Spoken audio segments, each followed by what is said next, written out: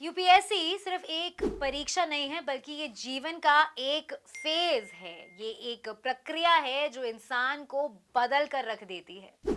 आपने भी देखा होगा कि एक व्यक्ति जो यूपीएससी की तैयारी करता है वो अपने अभ्यर्थी के जीवन में कैसा दिखता है, और जब वो यूपीएससी क्लियर कर लेता है तब अचानक से उसकी पर्सनालिटी कैसे बिल्कुल बदल जाती है। तैयारी करने वाला हर एस्पिरेंट अपने उस जीवन में कष्ट इसलिए सहता है क्योंकि वो आने वाले जीवन के सुनहरे सपने बुनता रहता है। लेकिन आखिर इन दोनों जीवनों में अंतर क्या होता है, आइए जानते हैं आज की वीडियो में। नमस्कार, स्वागत है आपका प्रभात एग्जाम की यूट्यूब चैनल पर। ये एक ऐसा प्लेटफॉर्म है जहां आपको मिलती है सभी कॉम्पिटिटिव एग्जाम से जुड़ी महत्वपूर्ण जानकारियां जो आपको किसी भी एग्जाम में सफल होने में काफी मदद कर सकती है।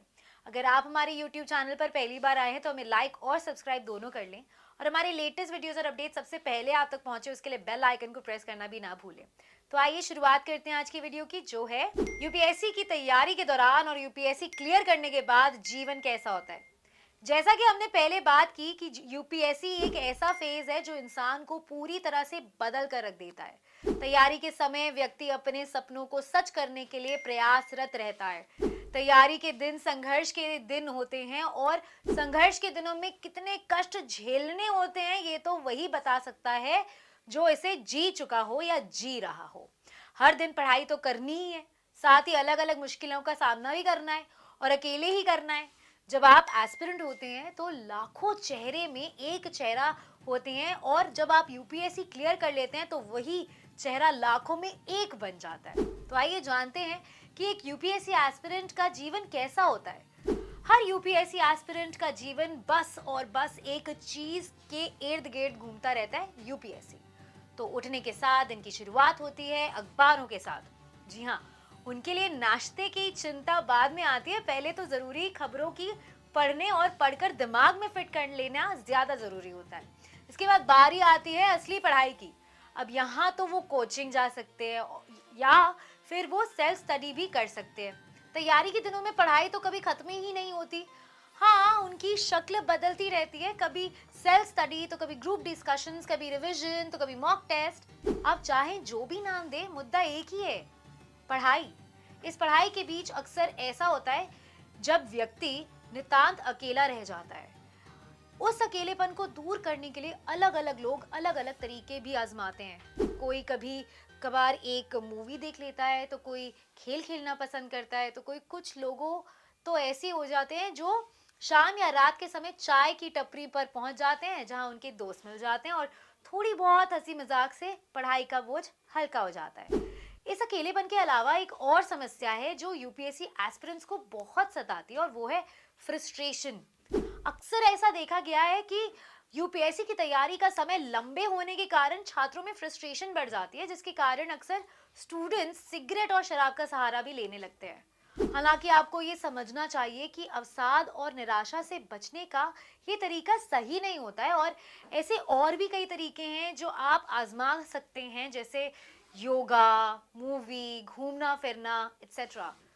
कुल मिलाकर देखा जाए तो यूपीएससी की तैयारी का समय बहुत मुश्किल होता है, लेकिन तैयारी के समय ये भी ध्यान रखना चाहिए कि संघर्ष की के यही दिन आपको भविष्य के लिए भी तैयार करते हैं, ताकि जब आप एक आईएएस अधिकारी बन जाएं तो आप प्रेशर और हार्डशिप को झेलने के लिए पूरी तरह तैयार हो चुके हों। यूपीएससी क्वालिफाई करने के बाद का जीवन। अखिल भारतीय सेवाओं के प्रशिक्षु अधिकारियों के लिए एफसी अनिवार्य है। इनमें आईएफएस भारतीय प्रशासनिक सेवा, आईपीएस भारतीय पुलिस सेवा, आईएफएस भारतीय वन सेवा, भारतीय विदेश सेवा और अन्य ग्रुप ए केंद्रीय सेवाएं शामिल है।